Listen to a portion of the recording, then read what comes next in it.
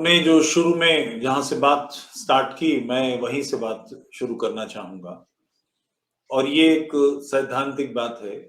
राजनीतिक दल 5 वर्ष के लिए कार्य करता है, अगली जीत तक काम करता है। मगर जो चिंतक हैं, जो वैश्विक रूप से इन इन बातों को देखते हैं और राजनीतिक दलों के पीछे के जो मस्तिष्क हैं, उन लोगों के लिए ये लंबे समय का काम है। आज का चुनाव 2024 को आज की विजय 2024 को तय करेगी, मगर क्या सारा राष्ट्र 2024 में भाजपा को लाने के लिए केंद्र में या 2022 में उत्तर प्रदेश में भाजपा को लाने के लिए सोच रहा है, काम कर रहा है? भाजपा को लाने से आपको क्या मिलने वाला है, मुझे क्या मिलने वाला है, या गांव गोट में जो लोग काम कर रहे हैं उनको क्या मिलने वाला है? उन पर इस बात से असर पड़ता है कि राजनीतिक विचार विमर्श अगर हमारे पक्ष का है तो उससे हमको क्या लाभ होगा। जैसे नाहिद हसन जीत गया, आप समझ सकते हैं कि जिसके कारण पश्चिम में एक वेव चली, जाटों ने जहां जहां संभव था उनके, फिर भी वहां से सपा के कैंडिडेट्स निकल गए। इतनी अच्छी विजय के बावजूद रामपुर का क्या हाल हुआ। तो ये चरण है अगले राष्ट्र विरोधी आंदोलन का। इसी प्रकार के 45-46 के चुनाव के परिणाम 47वें राष्ट्र के विभाजन में आए थे। मुखर होकर लोग बात कर रहे हैं, तो राजनीति में भाजपा आ जाए ये अच्छी बात है, मगर अच्छी किस संदर्भ में है? सबका साथ सबका विकास, इतने भरसे के राष्ट्र, जैसे 1947 में 15 अगस्त को जो भारत विभाजन हुआ, कल्पना करें कि उस समय भारत की जनसंख्या 70% मुसलमान होती, तो क्या वही भारत शेष रहता जो आज है? क्या यही भारत हमें स्वीकार होगा? तो विमर्श की दिशा ये होनी चाहिए और हमें इस बात का ध्यान करना चाहिए कि हम राष्ट्र को ले कहां जा रहे हैं, हम किन लोगों के बीच में हैं। और जो अंतर आया उत्तर प्रदेश में, योगी जी ने कोई बहुत बड़े बदलाव नहीं कर दिए, मगर नैरेटिव, आपको ध्यान होगा, आपने देखा होगा उस समय कि जब दंगा हो रहा था तो एक खुली जीप पर मुख्तार अंसारी लुंगी पहने हुए और बिल्कुल दंगाइयों का नेतृत्व करता हुआ, भड़काता हुआ। आज मुख्तार अंसारी क्या स्थिति है? पंजाब से पीपल के पत्ते की तरह थर-थर कांपता हुआ घसीट के उसको ले आया। सारी उसने इसकी चिंता की कि कहीं वो गाड़ी पलट ना जाए, एक्सीडेंट ना हो जाए, पुलिस वाले गोली ना मार दे। मगर वास्तविक स्थिति ये है कि मुख्तार अंसारी की औलादें सारी की सारी विदेश में, कोई यहाँ नहीं है। उसके आसपास के लोग, उनके मॉल, जबरदस्ती कब्जा कराए हुए मकान, दुकानें सारी तोड़ दी गई। अतीक अहमद जो इलाहाबाद से है, इस पर 10 कत्लों के मुकदमे हैं, इसने लोगों को अपने हाथों से मारा है। ये बिल्कुल, इसे छुआ नहीं जा सकता था। आज क्या स्थिति है? तीसरा नाम आजम खान और मुजफ्फरनगर का दंगा, कुछ चीजें कह लीजिए, मगर उसका नतीजा इतना बड़ा निकला कि उत्तर प्रदेश ने बिल्कुल पालकी ढोई है, जगमगाती हुई विजय, 2/3 मेजोरिटी दे दी। उसका कारण यही है कि लोग ये महसूस कर पाते हैं कि ये जो अतीक अहमद कर रहा है, जो मुख्तार अंसारी कर रहा है, जो आजम खां कर रहा है, ये जो नाहिद हसन कर रहा है और ये लोग कर रहे हैं, इसके नतीजे क्या निकलने वाले हैं? हमारी बहु बेटियां सुरक्षित नहीं रहेंगी, हमारी बच्चियां घर से निकलकर स्कूल पढ़ने नहीं जा सकेंगी। हमको इसको नष्ट करना है और इसमें भाजपा एक अच्छा पक्ष निभा सकेगी।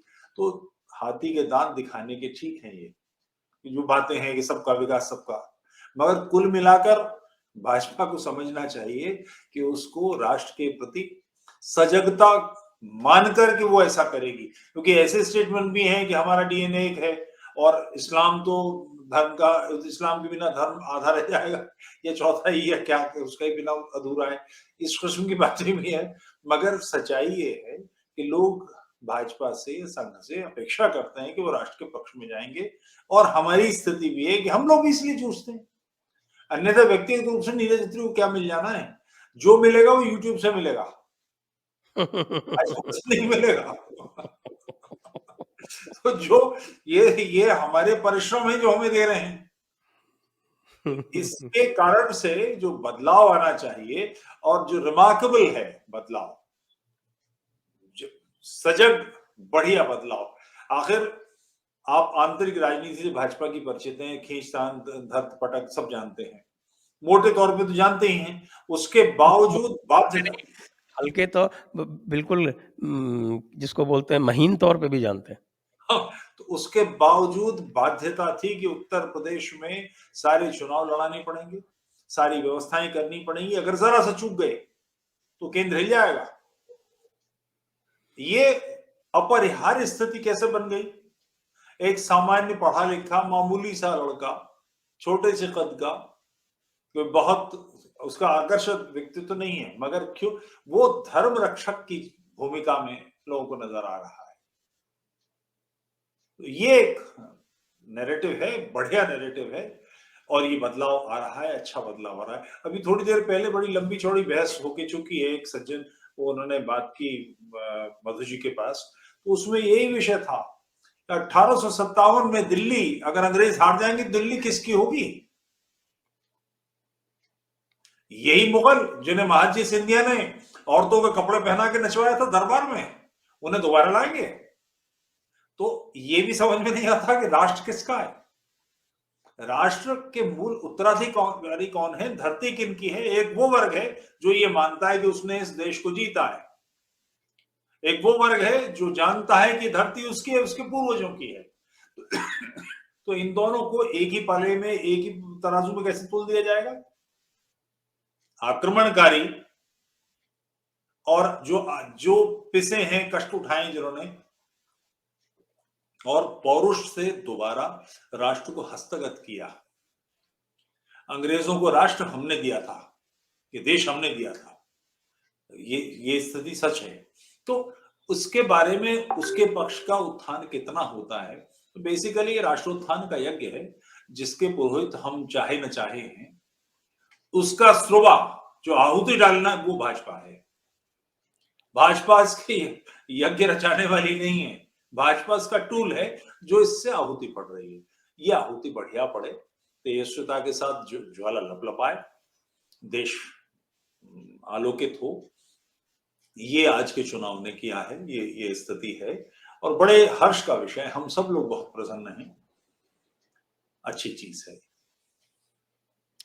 आज अपने आख्यान में वैसे तो और भी कई चीजें कही जो कुछ राजनीतिक दृष्टि से कहने की होती हैं वो भी कही, लेकिन एक जो जिसका संज्ञान मैंने लिया विशेष रूप से, वो योगी जी ने यह कहा कि हम राष्ट्रवाद, सुशासन और विकास के बल पर जीते हैं। यह महत्वपूर्ण है क्योंकि आप देखते होंगे कि राष्ट्रवाद का नाम भाजपा के लगभग सभी नेता शीर्ष नेतृत्व सहित लेने से बचते हैं, और वो उसको मीठी मीठी चाशनी में घोल के पेश करते हैं, जिस तरह से कड़वी दवाई को एक मीठे घोल में मिला के पिलाया जाता है। तो इसका आप संज्ञान ले पा रहे हैं या नहीं? इस चुनाव में केवल एक बार योगी जी ने गजवाए हिंद का जिक्र किया। जी हाँ। मोदी जी ने एक बार सालार मसूद को का वध करने वाले सेनानी का जिक्र किया। ये मैसेज देना पर्याप्त है, शायद इससे अधिक दिया जाए तो और अच्छा था, क्योंकि हम किस परंपरा के उत्तराधिकारी हैं, इस राष्ट्र को नष्ट करने वाली मानसिकता कौन सी है, उसे एक्सपोज तो करना पड़ेगा, ईमानदारी से बात करनी पड़ेगी। छिपाना क्या है इसमें? लीपापोती काय के लिए करनी है? मेरे पिता कौन है, मेरे दादा कौन है, इस बात को छिपाकर मैं क्या करूंगा? मेरा उत्साह है, मेरी परंपरा है, ये जड़ें मेरी जिस मट्टी में है, मेरी नाल जिस मट्टी में गड़ी है, उससे मैं बचकर कमजोर बातें करके क्या करूंगा? वो करे जिसको उस वर्ग का वोट मिलना हो या जिसे पटाना हो। आखिर ये जलते तवे पे बैठने के बाद में हम किसकी कस्में खाएंगे, क्या करेंगे?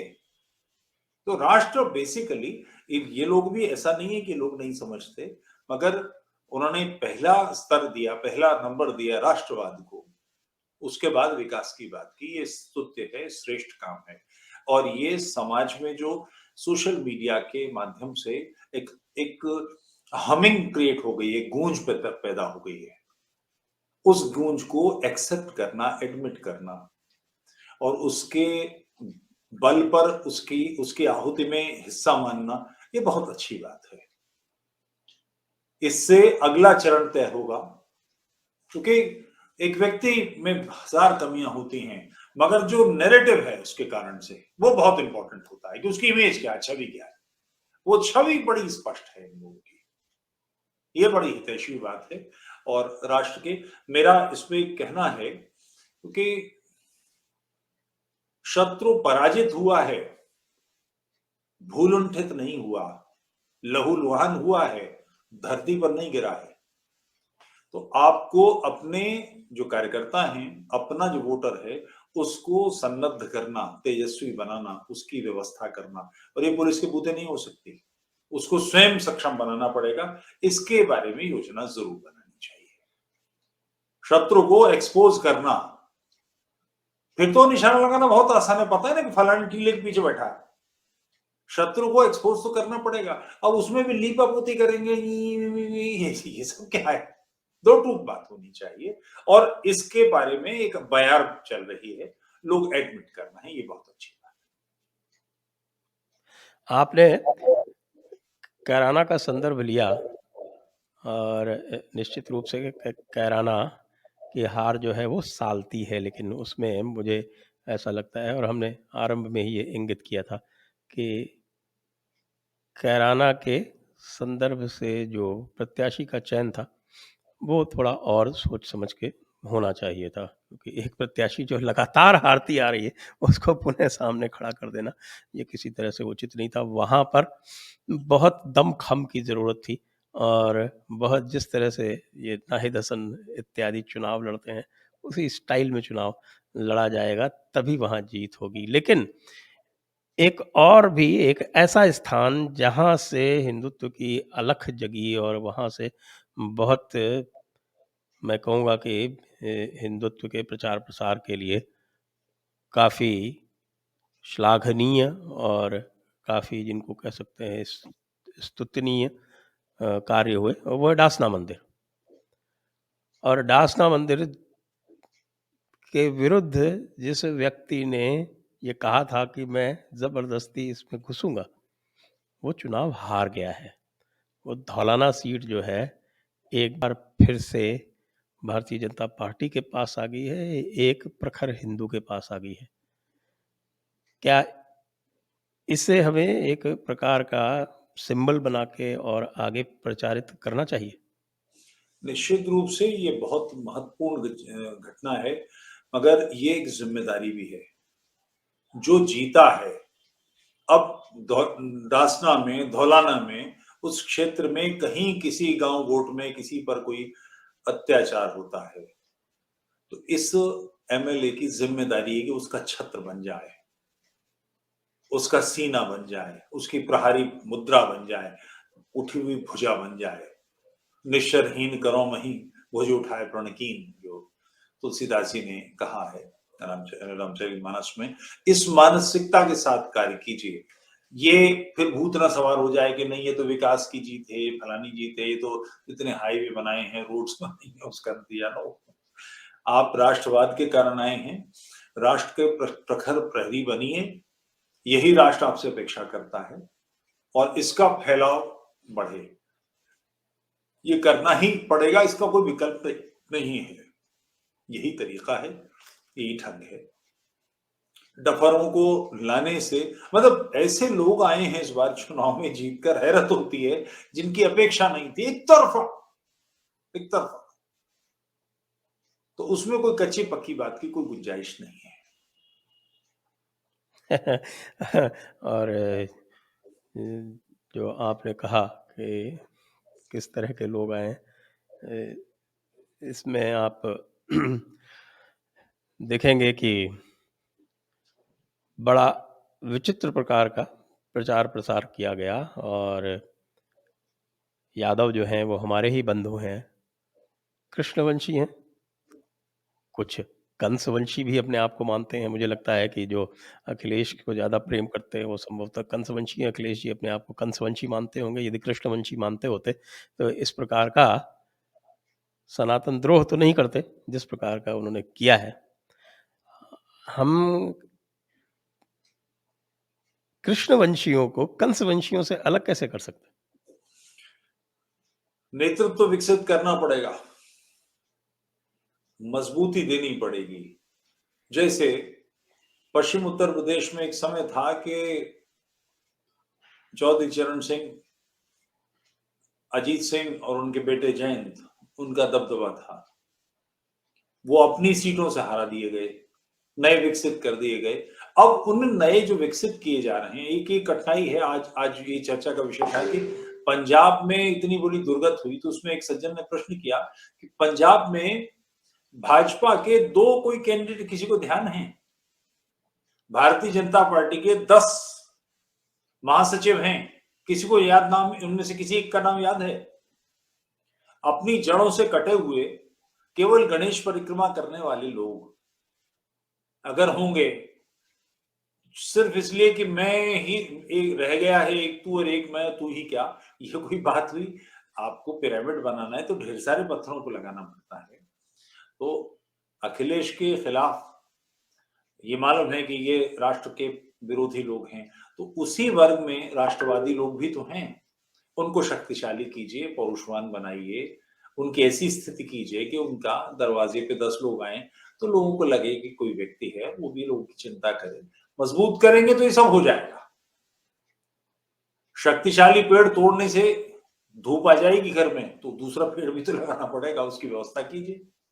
यही तरीका होता है और ये बहुत आसानी से हो सकता है, कोई बड़ी बात नहीं है। ऐसे कई वर्ग हैं जो कांग्रेस के वोटर थे पूरे, वो सारे के सारे भाजपा में आ गए। कैसे आ गए? कि उस वर्ग को मजबूती दी गई, उनको एहसास कराएगा कि तुम्हारी से है तो हो जाएगा। जी हाँ, वैसे तो ये बिल्कुल स्पष्ट है कि हम जानते हैं कि जो पंचमक्कार पार्टियां हैं उनका एक बहुत ही एक जिसको कहें कि एक सहज सा एक फॉर्मूला है और वो ये है कि मुस्लिम को एकत्र करो, उनको संगठित करो और हिंदुओं को बांटो। ये है, मुझे लगता है कि ये एक सुखद एक अनुभव है कि इस बार यह पूरी तरह करने में ये असफल रहे, लेकिन फिर भी ये मुस्लिमों को तो संगठित बड़ी आसानी से कर लेते हैं। और यद्यपि हम जानते हैं कि उनमें भी तरह-तरह के वर्ग विभेद हैं, उनके यहाँ भी जातियाँ हैं, उनके यहाँ भी वैमनस्य हैं, लेकिन उसके बाद भी वो इमाम की आवाज़ पे, आलिम की आवाज़ पे इकट्ठे हो जाते हैं। तो हमने एक संगठित प्रयास कभी नहीं किया कि राजनीतिक दृष्टि से हमें भी अपने विरोधियों को बाँटने का प्रयास करना चाहिए। अपितु होता तो ये है कि जैसे आज हमारे जावड़ेकर जी फिर आ गए मैदान में कूद के। मुसलमानों ने भी हमें वोट दिया है। अरे भई मुसलमानों ने तुमको वोट दिया है तो ऐसा कैसे हुआ कि मुरादाबाद की 6 की 6 सीटें तुम हार गए? कि मुज़फ्फरनगर की 6 में से 4 सीटें तुम हार गए, पिछली बार 6 की 6 जीते थे? ऐसा कैसे होता है कि संभल में आप चंदौसी के अतिरिक्त तो और कोई सीट कभी नहीं जीत पाते हैं? ऐसा कैसे होता है कि आजमगढ़ में इस बार जो है वो पिछली बार तो 1 सीट आप जीते थे, इस बार 1 भी नहीं जीते? तो ये सब विचारणीय प्रश्न हैं, इनका क्या उत्तर दिया जा सकता है? कैसे दिया जा सकता है? कि जावड़ेकर जी या भाजपा के जो बड़े वरिष्ठ लोग हैं, वो मुझसे कम हिंदुत्व समझते हों या राजनीतिक परिस्थितियां समझते हों, ऐसा नहीं है। वो भरपूर जानने वाले लोग हैं, मगर उनके ऊपर एक मानसिक दबाव है। सत्य को स्वीकार न करने से क्या होगा? करेला अपने आप को लौकी समझेगा तो लौकी बन जाएगा। ये बात ही बेतुकी है कि इसका कोई मतलब नहीं है। आपका जो कोर वोटर है, आप उसका ध्यान नहीं करते। क्यों नहीं करते? अच्छा, उसका कारण ये है, मैंने अखिल भारतीय स्तर के भाजपा के नेता से के मुंह से ही सुना है, हिंदू हमको वोट नहीं देंगे तो जाएंगे कहां? ये जो मानसिकता है, ये मानसिकता डुबाती है कि जो धुरी पर बैठा हुआ है, जो बिल्कुल किनारे का वोटर है, वो घर से नहीं निकलता। आपको राष्ट्रवादी मानकर आपकी विजय हुई है।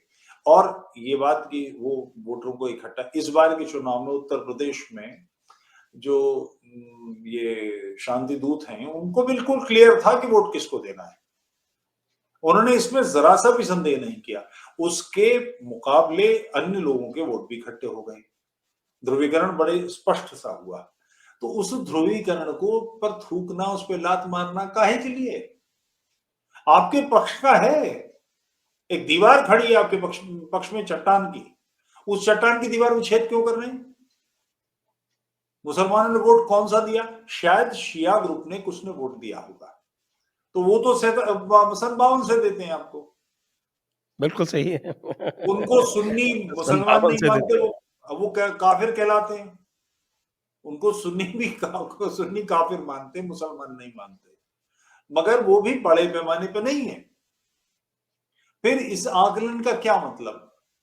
कौन सा जरिया है ये चेक कर पाने का कि आपको बड़े पैमाने पर या छोटे पैमाने पर भी 10%, 5% मुसलमानों ने वोट दिया? ये बात कह के क्या लेंगे आप? वो जो चट्टान की दीवार आपके पीछे खड़ी है, वो भुरभुरा जाएगी। आओ, अपने ही गालों पर तमाचे क्यों मार रहे हैं? ये बेतुकी बात है और इसमें कोई समस्या नहीं है। एक्चुअली ये मानसिकता अटल जी के समय शुरू हुई थी, आपको जानकारी होगी,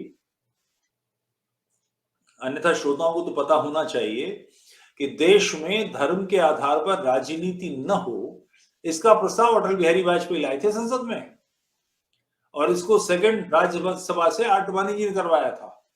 देश में धर्म की राजनीति ना हो, इसका नाश मारने का काम भाजपा ने किया है। जनसंघ मर्ज हो गई भारतीय जनता पार्टी में 77 में। उसके बाद जब ये टूट के पार्टी बनी, तो उसमें गांधीयन सोशलिज्म किसने पेला, और इससे क्या होगा? तो ये बौड़मपन की बातें इसलिए करनी, इससे मिलता क्या है? संघ का जो प्रातस्मरण है, जो सिर्फ ओडिसी में बोला जाता और कहीं नहीं बोला जाता, उसमें गांधी का नाम है। गांधी के वध करने वाली पुस्तक करने वाले व्यक्ति के बयानों की पुस्तक गांधी वध क्यों, वो मिलती ही संघ कार्यालय पर थी और कहीं नहीं थी। ये अंतर विरोध क्यों रखना? हम कन्विंस हैं इस पर, किताब मिलती है हमको लाइब्रेरी में, संघ के कार्यालय में, गांधी वध क्यों, और फिर प्रातः स्मरण किसी दिन हमको पुस्तक लेके बैठा दिया था, उस पर गांधी का नाम है। जिनका नाम सुबह सुबह लेना चाहिए, उसमें गांधी का नाम दिया जाता, काय के लिए? दोनों में से एक बात सच है, या तो गांधी का वध करने वाला व्यक्ति सही है या गांधी सही है। ये जो भ्रम की स्थिति है, और ये भ्रम किस लिए? वो वर्ग वोट नहीं देता, आप उसके वोट लेने के प्रयास कर क्यों रहे हैं? क्या मिलेगा इससे? भारतीय नागरिक हैं, इसलिए उनका सम्मान होना चाहिए, उनका जीवन सुखद होना चाहिए। 3 तलाक हट गया, अच्छी बात है, बढ़िया है, और ऐसे काम में वो हटाने चाहिए, क्योंकि वो भारतीय नागरिक हैं। भारतीय नागरिक का जीवन सुखद होना चाहिए। मगर उसी को फोकस करके कि राजनीति में इस्लाम के लिए क्या हो रहा है, ये प्रश्न भाजपा वालों को सूझेगा क्यों? ये बेतुकी बात है। तो प्रकाश जावड़ेकर या इस तरह के जो लोग हैं, उनके बारे में वैशाख नंदन शब्द एक अच्छा शब्द है। वो है